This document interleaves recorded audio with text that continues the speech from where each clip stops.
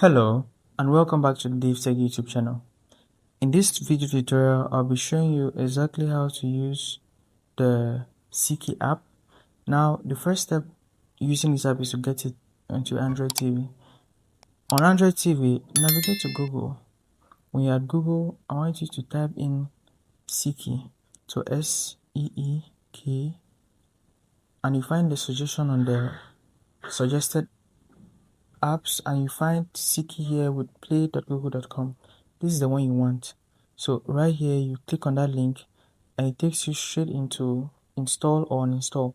In my case, you have open here, but that's just because I have the app already installed.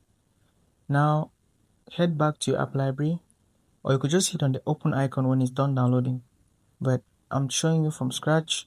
If you head to your library, you can see Seekee right here. Click on it to launch the application. Now, when the app is launched, you have to give some time. It is a web-based app, so it is going to use everything online. You're going to be able to see this page when it loads up. So you have to tell Seekee what you like and pick your interests to shape what is trending. So now you're going to choose either movies and series, sports, music.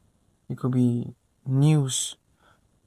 If you don't want the selection of a niche and you just want to be general, you could go ahead and click on the skip button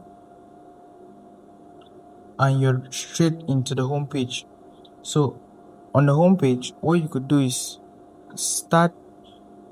you could find the trending button up here. This news, movies, music, football.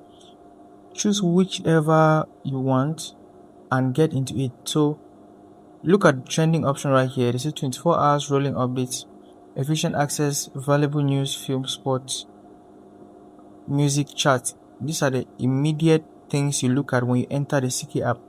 So if you go to the next part of the tutorial, you see that you could type in a keyword on this mega search bar and AI will instantly search, understand, and quickly help you locate the content you want from across the web.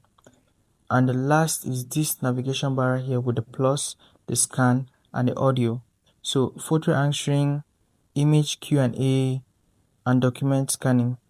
Even handwriting erasure, document summarization, and mind mapping are all accessible from this top right toggle.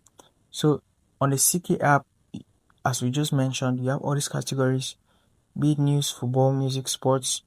You could choose from any of these options, and on the top here, you could see what is trending.